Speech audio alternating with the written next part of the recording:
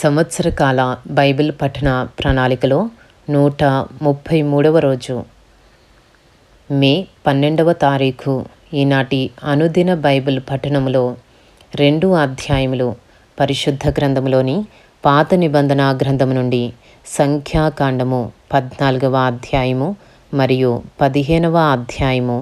ఈనాటి భాగములోని 2 అధ్యాయములలో మొదటి అధ్యాయము సంఖ్యాకాండము 14వ అధ్యాయంలో ఉన్న 45 వచనములు. అప్పుడు ఆ సర్వ సమాజము ఎలుగెత్తి కేకలు వేసెను. ప్రజలు ఆ రాత్రి ఎలుగెత్తి ఏడ్చిరి. మరియు ఇశ్రాయేలీయులందరూ మోషే అహరోనులపైని సనుగుకొనిరి.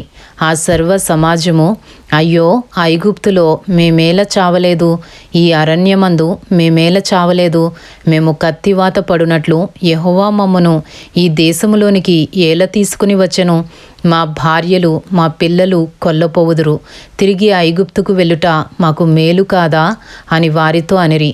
వారు, మనము నాయకుని ఒకని నియమించుకుని ఐగుప్తునకు తిరిగి వెళ్ళుదుమని ఒకనితో ఒకడు చెప్పుకొనగా, మోషే అహరోనులు ఇశ్రాయేలీల సర్వ సమాజ సంఘము ఎదుట సాగిలపడిరి.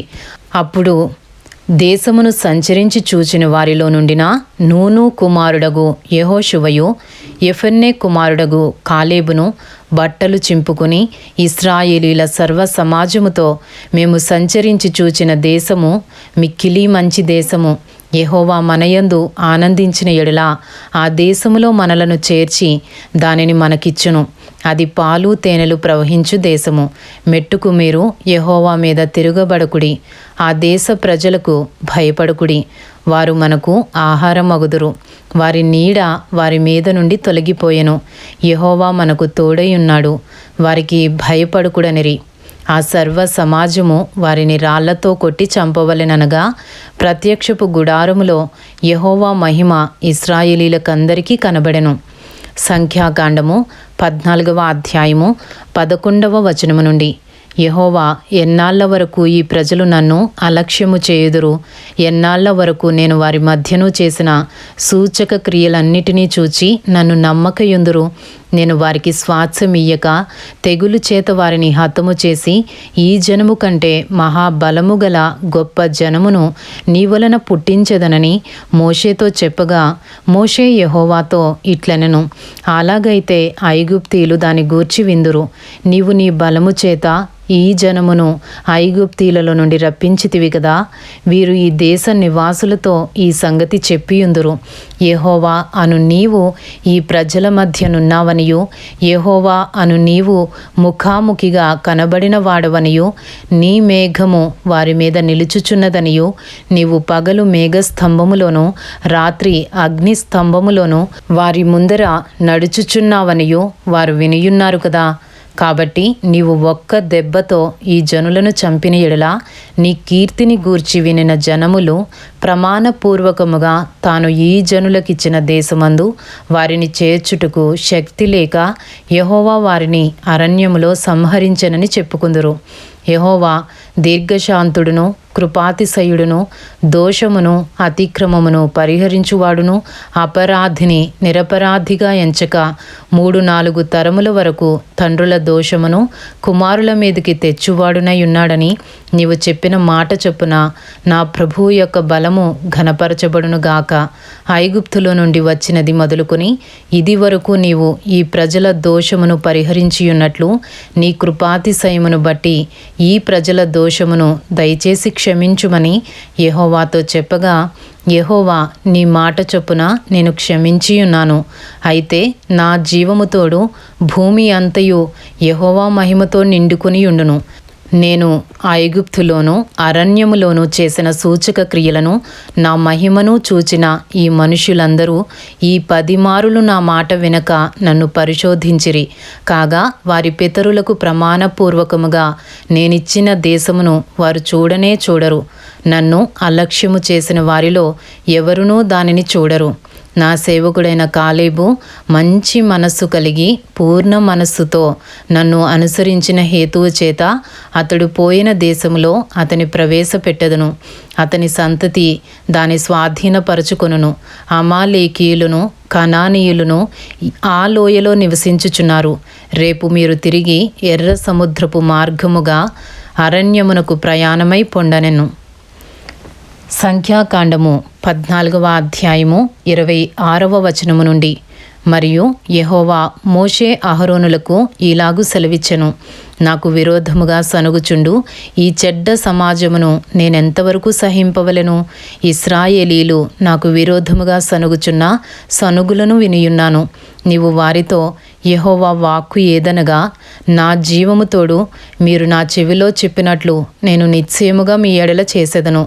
మీ శవములు ఈ అరణ్యములోనే రాలును.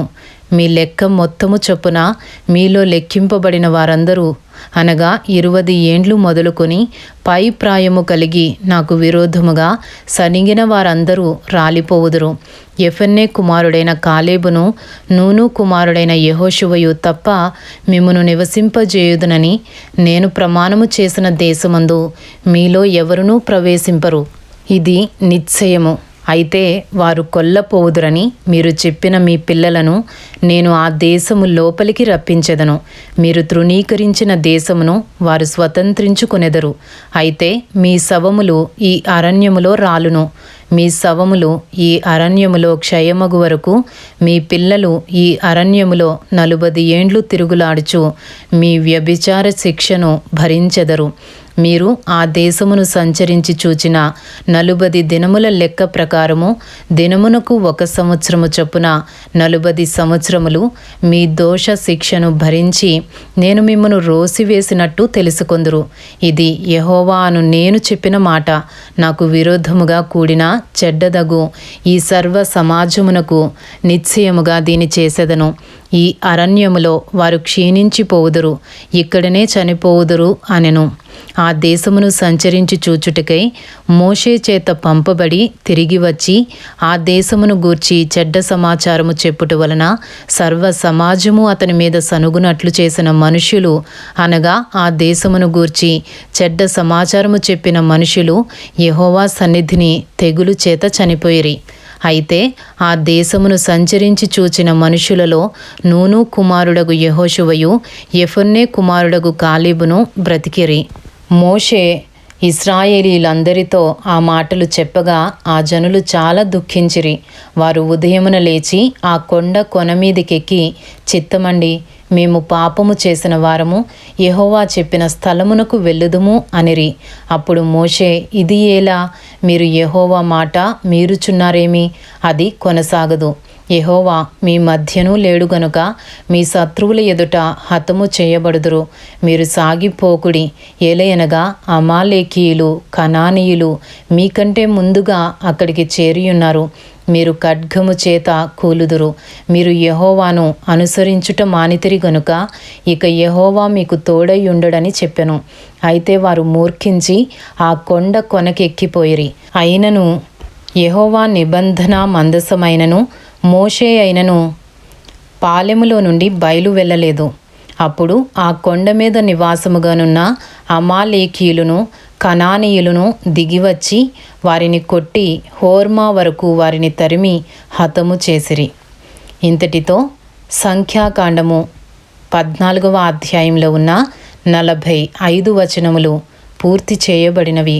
ఈనాటి భాగంలోని 2 అధ్యాయములలో 2వ అధ్యాయము సంఖ్యాకాండము 15వ అధ్యాయంలో ఉన్న 41 వచనములు.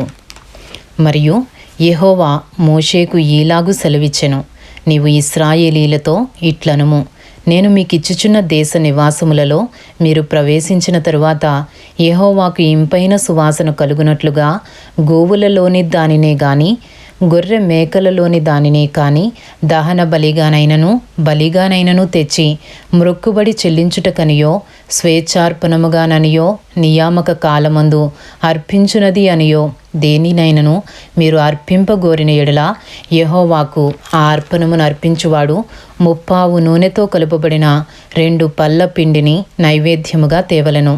ఒక్కొక్క గొర్రెపిల్లతో కూడా దహన బలి మీదనేమి పోయుటకై 30 ద్రాక్షారసమును పానార్పణముగా సిద్ధపరచవలెను.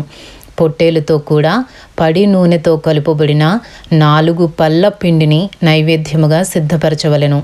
పడి ద్రాక్షారసమును పానార్పణముగా తేవలెను. అది యెహోవాకు ఇంపైన సువాసన. మ్రొక్కుబడిని చెల్లించుటకైనను యెహోవాకు సమాధాన బలి నర్పించుటకైనను నీవు దహన బలిగానైనను కోడెదూడను సిద్ధపరిచిన ఎడల ఆ కోడెతో కూడా పడిన్నెర నూనె కలుపబడిన 6 పళ్ళ గోధుమ పిండిని నైవేద్యముగా అర్పింపవలెను. మరియు యెహోవాకు ఇంపైన సువాసన గల హోమముగా పడిన్నెర ద్రాక్షారసమును పానీయార్పణముగా తేవలెను. ఒక్కొక్క కోడెతో కూడాను ఒక్కొక్క పొట్టేలుతో కూడాను గొర్రెలలోనిదైనను మేకలలోనిదైనను ఒక్కొక్క పిల్లతో కూడాను అలాగు చేయవలెను. మీరు సిద్ధపరచు వాటి లెక్కను బట్టి వాటి లెక్కలో ప్రతి దానికిని అట్లు చేయవలెను. దేశములో పుట్టిన వారందరూ యెహోవాకు ఇంపైన సువాసన గల హోమార్పణమును తెచ్చినప్పుడు అలాగుననే చేయవలెను. మీ యొద్ద నివసించు పరదేశి గాని మీ తరతరములలో మీ మధ్యనున్న వాడెవడు గాని యెహోవాకు ఇంపైన సువాసన గల హోమము అర్పింపగోరినప్పుడు మీరు చేయునట్లే అతడును చేయవలెను.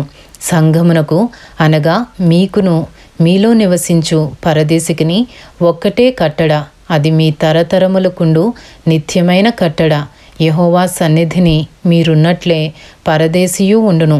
మీకును మీ యొద్ద నివసించు పరదేశికిని ఒక్కటే ఏర్పాటు, ఒక్కటే న్యాయ విధి ఉండవలెను. సంఖ్యాకాండము 15వ అధ్యాయము 17వ వచనము నుండి. యెహోవా మోషేకు ఈలాగు సెలవిచ్చెను, నీవు ఇశ్రాయేలీలతో ఇట్లనము, నేను మిమ్మను కొనిపోవుచున్న దేశములో మీరు ప్రవేశించిన తరువాత మీరు ఆ దేశపు ఆహారమును తినునప్పుడు ప్రతిష్ఠార్పణమును యెహోవాకు అర్పింపవలెను. మీరు మీ మొదటి పిండి ముద్ద రొట్టెను ప్రతిష్ఠార్పణముగా అర్పింపవలెను. కల్లపు అర్పణము వలె దానిని అర్పింపవలెను. మీ తరతరములకు మీ మొదటి పిండి ముద్దలో నుండి ప్రతిష్ఠార్పణమును యెహోవాకు అర్పింపవలెను. సంఖ్యాకాండము 15వ అధ్యాయము 22వ వచనము నుండి.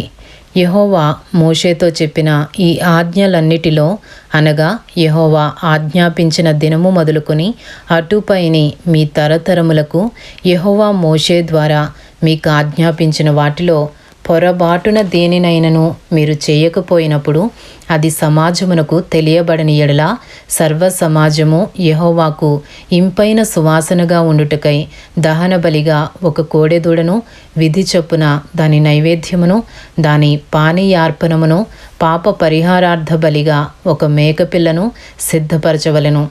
యాజకుడు ఇశ్రాయేలీల సర్వ సమాజము నిమిత్తము ప్రాయశ్చిత్తము చేయవలెను. తెలియకయే దాని చేసెను గనుక క్షమింపబడును. వారు పొరబాటున చేసిన పాపములను బట్టి తమ అర్పణమును అనగా యెహోవాకు చెందవలసిన హోమమును పాప పరిహారార్థ బలిని యెహోవా సన్నిధికి తీసుకుని రావలెను. అప్పుడు ఇశ్రాయేలీల సర్వ సమాజమేమి వారి మధ్యను నివసించు పరదేశి ఏమి క్షమాపణ నొందును. ఏలయనగా ప్రజలందరూ తెలియకయే దాని చేయుట తటస్థించెను. ఒకడు పొరబాటున పాపము చేసిన ఎడల వాడు పాప పరిహారార్థ బలిగా ఏడాది ఆడు మేక పిల్లను తీసుకుని రావలెను. పొరబాటున యెహోవా సన్నిధిని దాని చేసెను గనుక తెలియకే పాపము చేసిన వాని నిమిత్తము యాజకుడు ప్రాయశ్చిత్తము చేయును. వాని నిమిత్తము ప్రాయశ్చిత్తము చేయుట వలన వాడు క్షమాపణ నొందును. ఇశ్రాయేలీలలో పుట్టినవాడే గాని వారి మధ్యను నివసించు పరదేశియే గాని పొరబాటున ఎవడైనను పాపము చేసిన ఎడల వానికిని మీకును విధి ఒక్కటే ఉండవలెను. అయితే దేశమందు పుట్టినవాడే గాని పరదేశియే గాని ఎవడైనను సాహసించి పాపము చేసిన ఎడల వాడు యెహోవాను తృణీకరించిన వాడగును గనుక అట్టివాడు నిశ్చయముగా జనులలో నుండకుండా కొట్టివేయబడును. వాడు యెహోవా మాటను అలక్ష్యము చేసి ఆయన ఆజ్ఞను మీరినందున నిశ్చయముగా కొట్టివేయబడును. వాని దోష శిక్షకు వాడే కారకుడు. సంఖ్యాకాండము 15వ అధ్యాయము 32వ వచనము నుండి. ఇశ్రాయేలీయులు అరణ్యములో ఉన్నప్పుడు ఒకడు విశ్రాంతి దినమున కట్టెలు ఏరుట చూచిరి.